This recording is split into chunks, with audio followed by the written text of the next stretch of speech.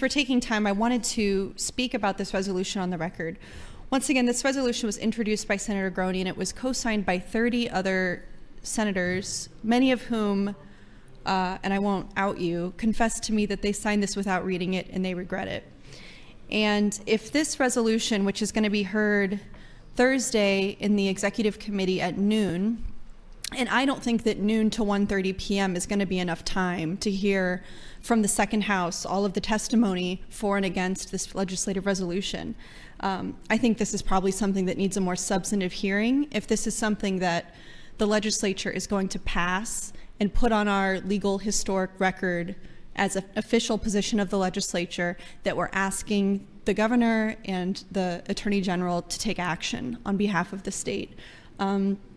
So I wanted to read this resolution into the record because if this doesn't come out of committee, there still needs to be some kind of record about what was attempted in this body in terms of, frankly, messing with our democracy and undermining our democratic process. The resolution reads, "Now therefore be it resolved by the members of the 107th Legislature of Nebraska, first session, 1, that we hereby reaffirm our solemn oaths of office by expressing a firm resolution to maintain and defend the Constitution of the United States and the Constitution of Nebraska against every act of aggression, whether foreign or domestic, including every act of unconstitutional abuse of power arising from the state or federal government." What's problematic about this first section is that it basically suggests that there is unconstitutional things happening in the state and federal government. It's redundant to need to reaffirm your oath of office. All of us took our oath. We swore or we affirmed that we would uphold the Constitution of Nebraska, and to reaffirm that is redundant and unnecessary. And then it goes on to enumerate what the concerns exactly are. 2, that we are greatly alarmed that a factious and contentious spirit has recently manifested itself in the federal government, emanating from both legislative and executive branches with the desire to enlarge their powers by forced constructions of the Constitution of the United States to expand certain general phrases in order to destroy their meaning and effect. Such phrases include "Congress shall make no law, ... prohibiting the free exercise of religion," in brackets, "the right of the people to keep and bear arms shall not be infringed," and "the times, places, and manner of holding elections for senators and representatives shall be prescribed in each state by the legislature thereof." It reads, "This design appears to have no other end except to consolidate the states by degrees into one sovereignty, the obvious tendency and inevitable consequence of which would be to obliterate completely the rights of sovereignty by the several states." We don't know which states, the several states. I assume they mean 50 states, but which explicit states is not mentioned. It goes on. "And to destroy the rights and liberties of the people as explicitly granted to them by the 9th and 10th Amendments to the Constitution of the United States." Section 3, that we in particular protest the ominous plan revealed by the executive branch to take unilateral action in explicit violation of the Second Amendment to the Constitution of the United States. This sacred and inalienable rights. Among these are ... the right to keep and bear arms for security or defense of self, family, home, and others, ... unquote. And I will finish reading this on my next time on the microphone. Thank you, Mr. President. Section 4 continues, that we further protest against federal government actions which seek to punish traditional religious beliefs about the sanctity of life and sexual mores. I'm going to stop there. It goes on, but I want to talk a little bit about that sentence. When we're talking about the First Amendment, which guarantees the right to exercise your belief, the right to have whatever religion you want, or the right of freedom from religion, the right to not be a believer or to not, ascribe to any faith tradition. What that's traditionally been interpreted to mean is that the government cannot impose any law or any policy that infringes on somebody's right to worship, to believe their faith.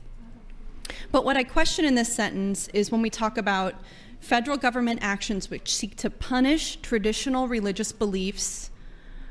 First of all, the LR does not define what traditional religious beliefs are. Whose religion? How traditional? Which tradition?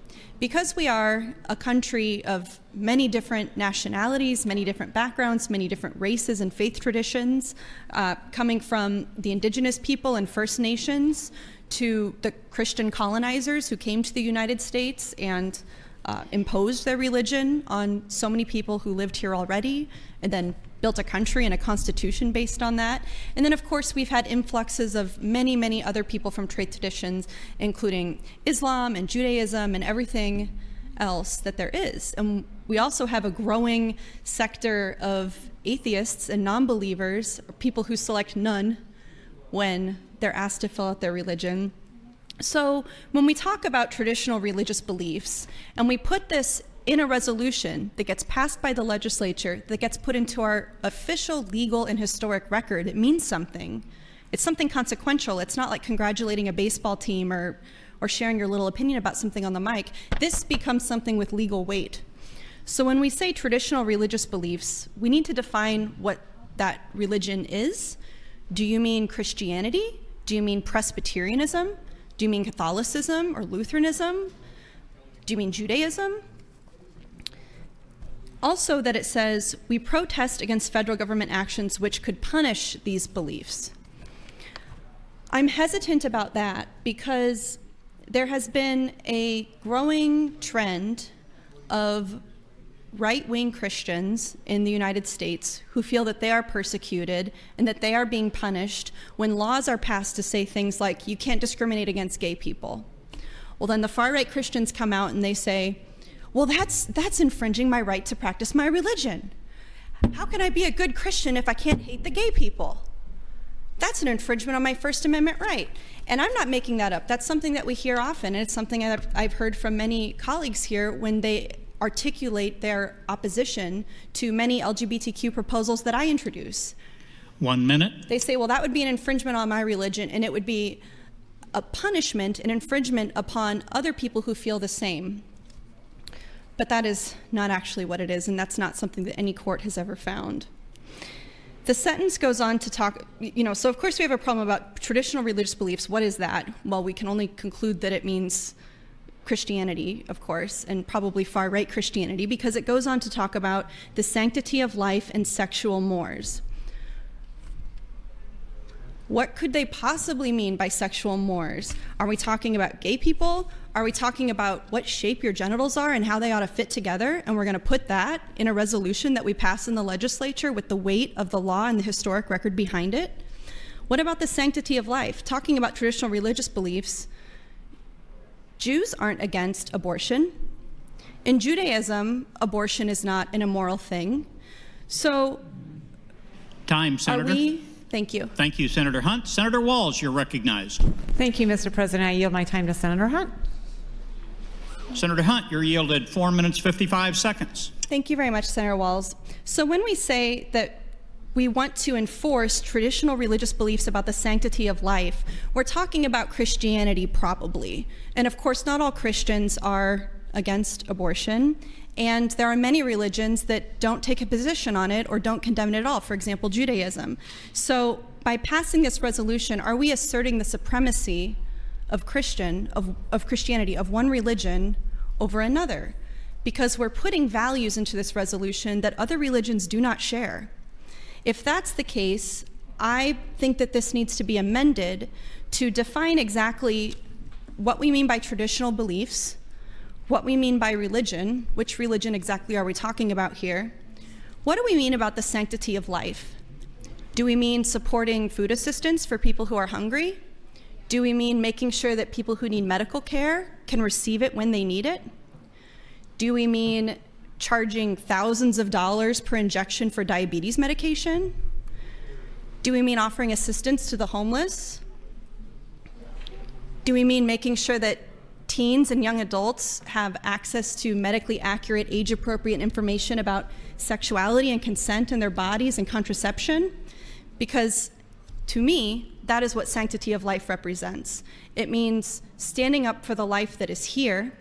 It means that when we ask women to make the decision to bring life into this world, we don't turn our backs on them by passing policy that continues to hurt them. So I think that this needs an amendment to define what sanctity of life means to the introducers, to Senator Groney and the 30 senators who signed on to it, many of whom who did not read it.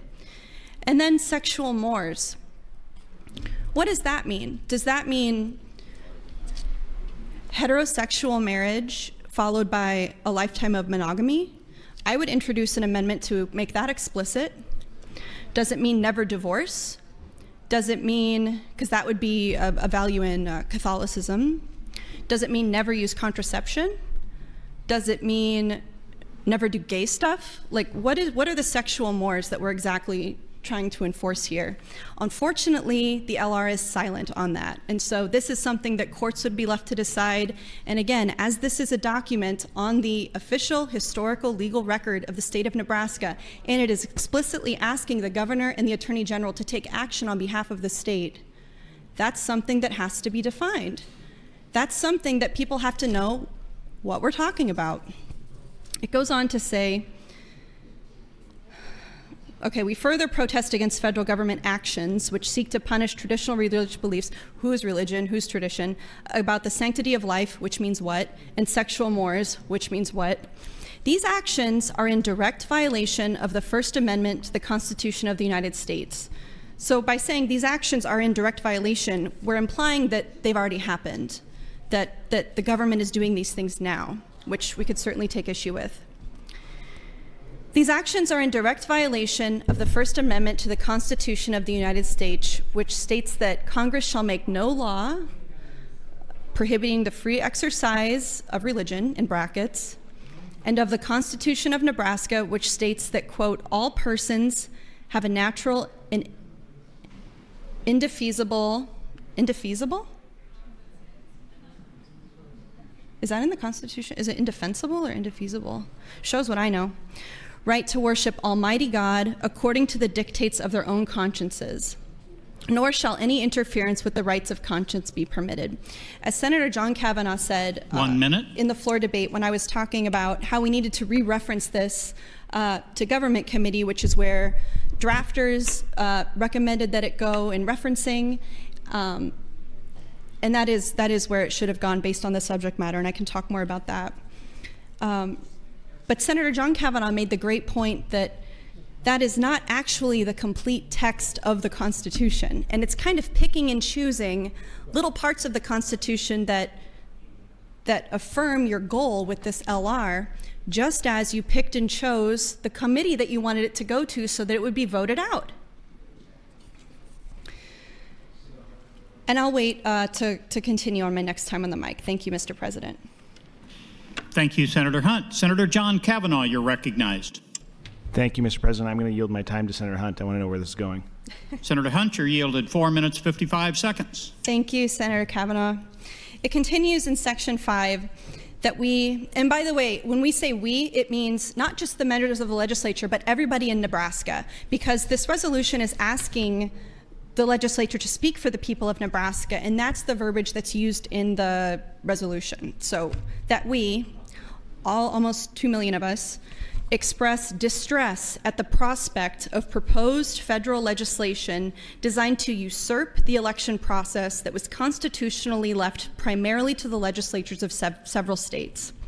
Again, we don't define what the several states are. Is 50 several, or are we specifically talking about like Texas and Arizona and Pennsylvania and the states that the Attorney General signed on to that ridiculous challenge for the election results? Which states are we talking about? It's really not clear. And only secondarily to Congress, as Alexander Hamilton argues in Federalist Paper numbers 59 through 61. These bills would dictate uniform election rules in all 50 states and eviscerate protections such as voter identification requirements, which the majority of Nebraskans don't support, by the way, periodic updates of voter files, and restrictions on fraud-prone ballot harvesting. They also seek to steal the right and privilege of redistricting away from state legislatures and instead empower unelected commissions with this ability. Therefore, we affirm that this right must remain with elected state officials whose power is granted by the people themselves.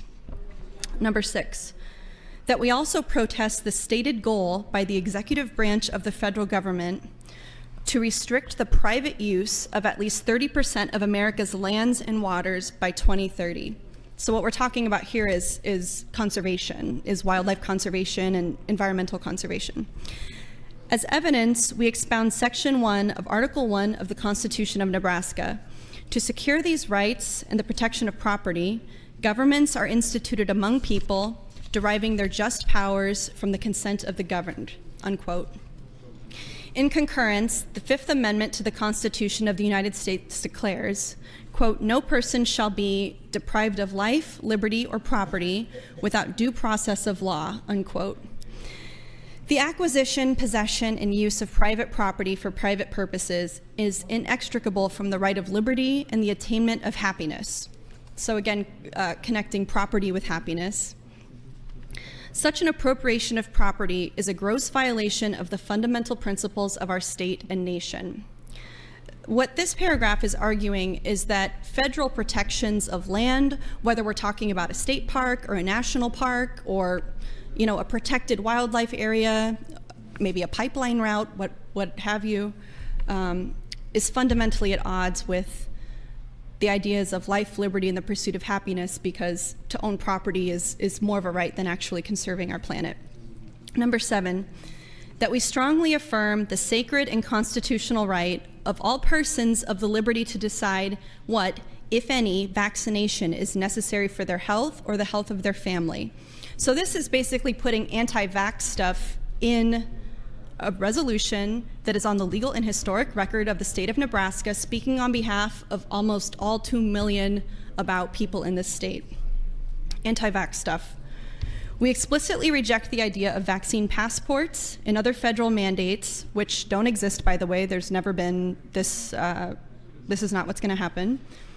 That restrict or restrain a person's right to peaceably assemble or restrict their freedom to travel or conduct commerce.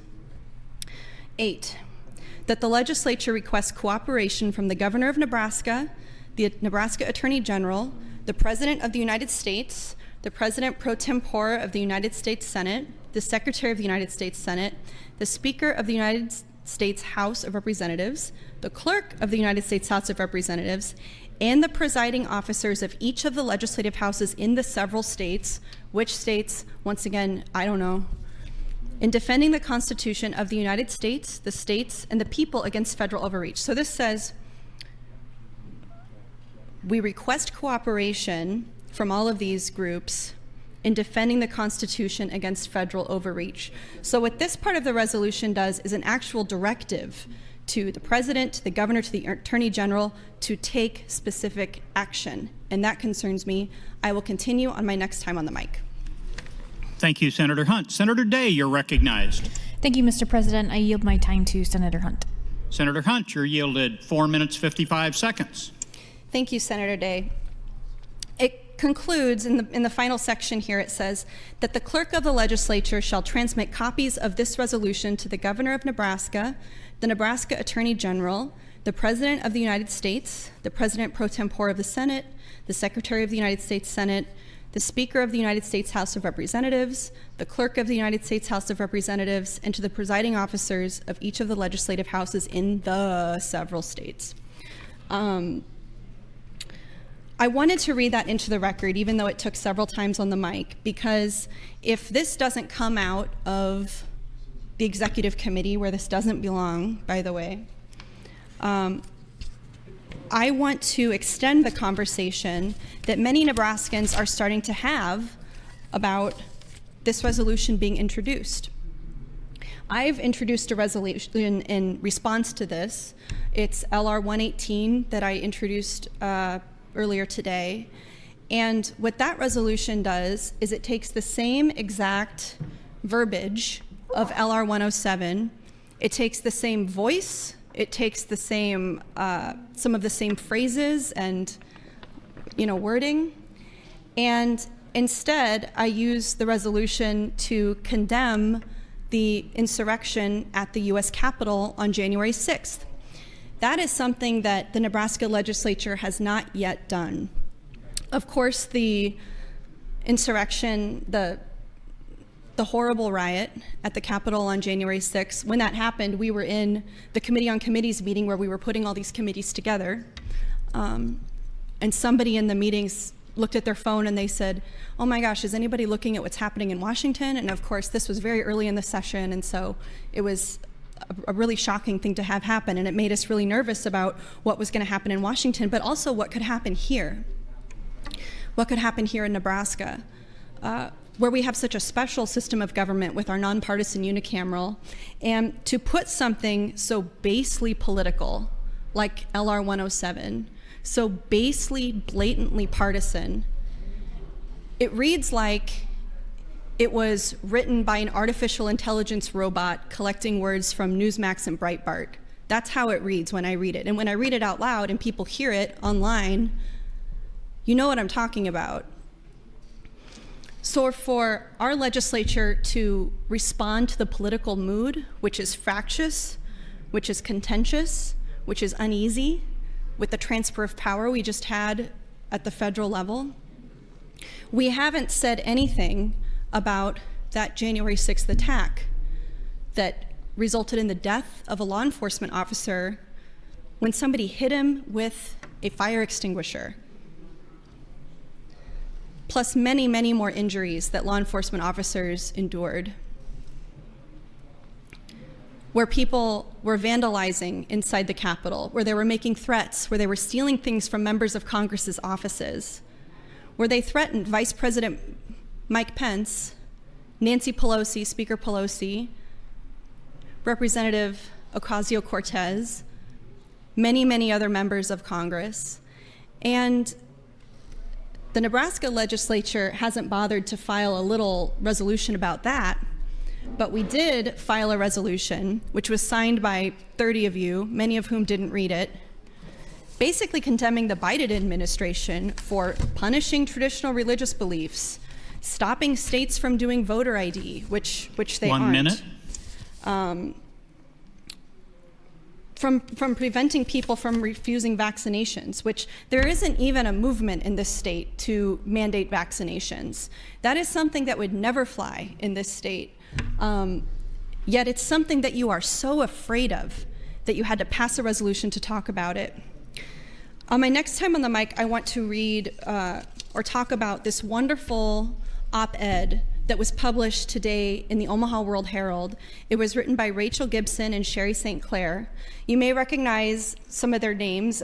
Sherry St. Clair is a frequent testifier in the government committee where I sit, and they're both members of the League of Women Voters, who do a really wonderful job standing up for voters in Nebraska and also standing up for our nonpartisan unicameral. They're very engaged, smart women. They wrote a wonderful Midlands Voices op-ed that I hope you take a look at. And I'll talk about that on the next time on the mic. Thank you, Mr. President. Rachel M. Gibson and Sherry St. Clair from the League of Women Voters wrote this op-ed in the World Herald.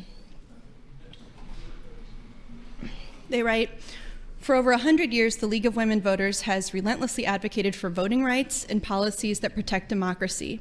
It is from this experience that we are deeply disturbed by the April 23rd introduction of Legislative Resolution 107 by State Senator Mike Groney for both its content and how it was brought to the floor of the legislature. LR107 begins by accusing the federal government of a coordinated plot to usurp all states' rights."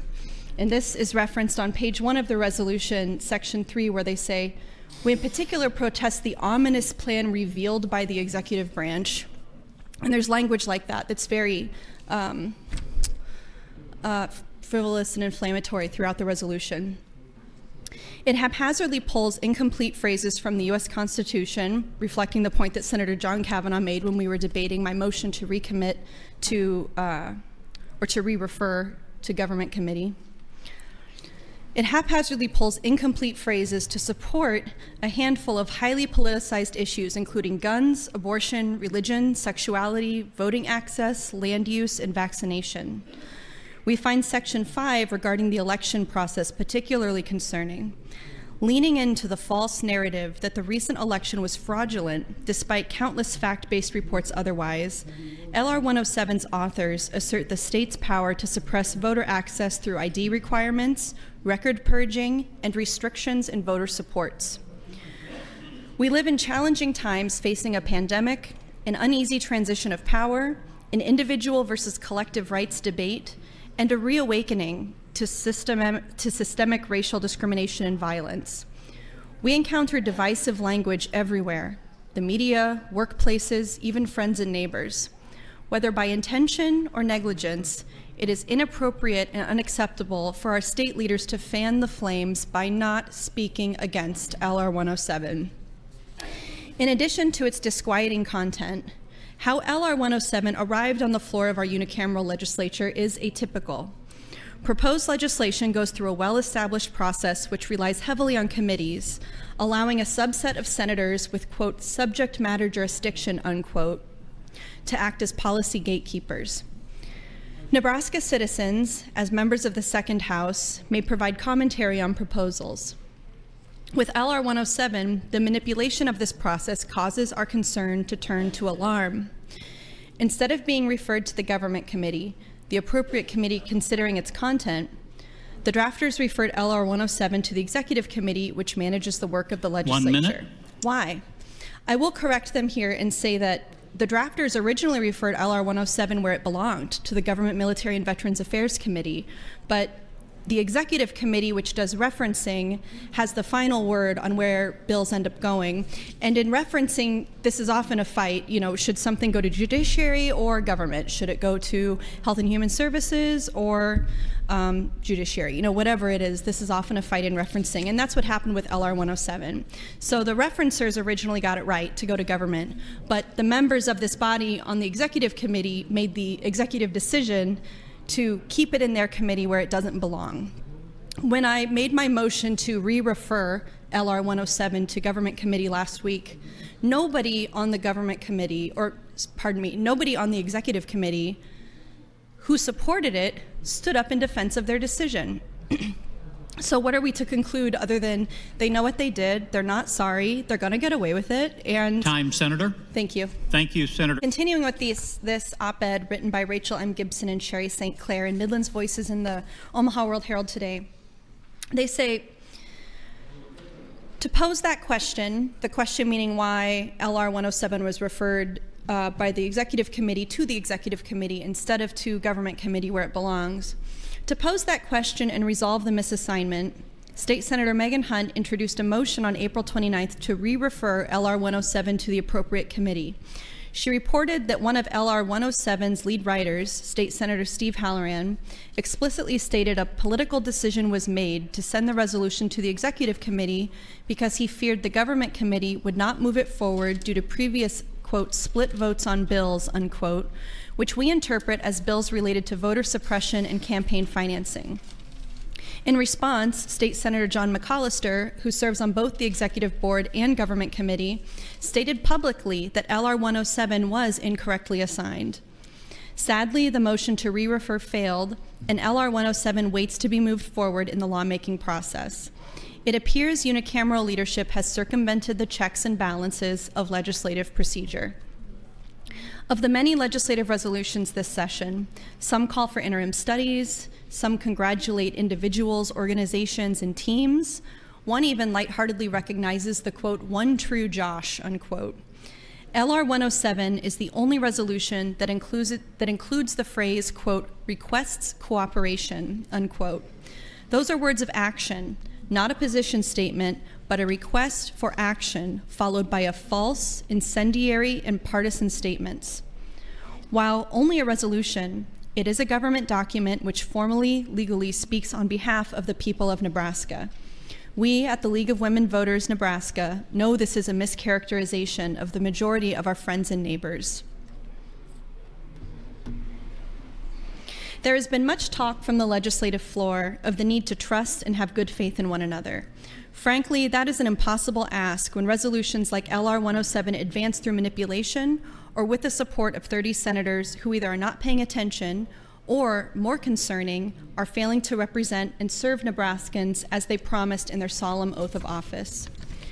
As advocates of empowering voters and defending democracy, we call on every senator to read the resolution entirely, speak publicly against its dangerous and radical language, and most importantly, vote against LR107.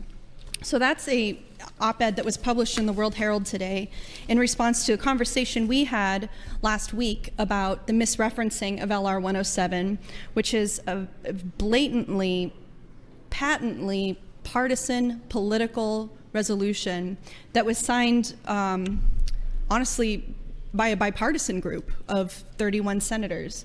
So my concerns about LR107 being misreferenced, containing language that doesn't reflect the views of the majority of Nebraskans, and also doesn't reflect the spirit of the nonpartisan legislature that each one of us should be fiercely defending and fiercely proud of. And when you sign on to something like LR107, what you're doing is you're throwing that away. You're saying that the building blocks and the foundation that the lawmakers that came before us put here to ensure that we could work together, to make sure that we're not caucusing by party, to make sure that one political party doesn't have the majority control. We don't have majority and minority leaders in this body.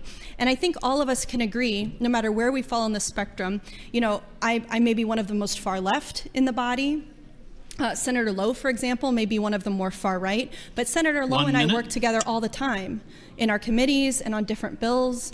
We worked together on several things in General Affairs Committee last year, and I could say the same thing for almost every single one of you, that we have worked together on something, and only in the nonpartisan unicameral is that possible. But when you introduce resolutions like LR107, as the op-ed said, whether it's through malice or through negligence, whether you meant to be hurtful with it or whether you were just ignorant and didn't read it, this is something that we can't ignore. It's consequential, it's substantial. At the hearing tomorrow, I hope that people come and speak out against it. I hope it is not advanced out of the executive committee, and I hope that the 31 senators who have signed on to this resolution make the choice to remove their names. On my next time on the mic, I will talk about the resolution that I introduced in response to LR107. Thank you, Mr. President. Thank you, Senator Hunt. You're next in the queue. You may continue. And this is your third opportunity. Thank you, Mr. President. Today I introduced Legislative Resolution 118, and my staff and I had a bit of fun drafting many different legislative resolutions that I will introduce every day. I dropped one today, I will drop one tomorrow, I will continue to drop them every day until LR107 is killed. The resolution I introduced today is LR118, and it reads, "Now therefore be it resolved by the members of the 107th Legislature of Nebraska, first session," and again, this reads just like LR107. It's the same type of tone and voice and language, which is what made it fun. "That we hereby reaffirm our solemn oaths of office by expressing a firm resolution to defend the United States Capitol, the sacred symbol of our democracy, against every act of sedition and insurrection, whether from citizens of the United States or their elected officials. 2, that we are greatly alarmed that a factious and treasonous spirit manifested on January 6th, 2021, in a violent attack on the United States Capitol in Washington, D.C., and that such insurrection was spurred by influences emanating from some members of the United States Congress and former President of the United States, Donald J. Trump, with a desire to sow discord among the citizenry and to destroy the outcome of the free and fair election that resulted in the election of President Joseph R. Biden. 3, that we further protest against the actions of the mob of citizens who committed countless criminal acts resulting in incalculable property damage, caused physical injuries to many, including brave first responders, and brought about tragic loss of life, including an officer of the United States Capitol Police. We also protest the words of elected officials in the state legislatures and the United States Congress, which sought to incite such mob. 4, that we express distress at the knowledge that this insurrection was fueled by lies and misinformation and an official abuse of power by some local, state, and federal leaders, including Nebraska's Attorney General, Nebraska's Secretary of State, and Nebraska's governor, who used the powers and privileges of their offices, granted by the people themselves, as well as state resources, to file frivolous partisan lawsuits designed to usurp the democratic process. 5, that the legislature requests cooperation from the governor of Nebraska, the Nebraska Attorney General, the President of the United States, the President pro tempore of the United States Senate, the Secretary of the United States Senate, the Speaker of the United States House of Representatives, the Clerk of the United States House of Representatives, and the presiding officers of each of the legislative houses in the several states in defending the United States Capitol building and our democratic election process. 6, that the clerk of the legislature shall transmit copies of this resolution to the governor of Nebraska, the Nebraska. We're going to have time to kill LR107. We're going to have time to pass all the things that we want to pass, but that's really going to be up to you. Thank you, Mr. President.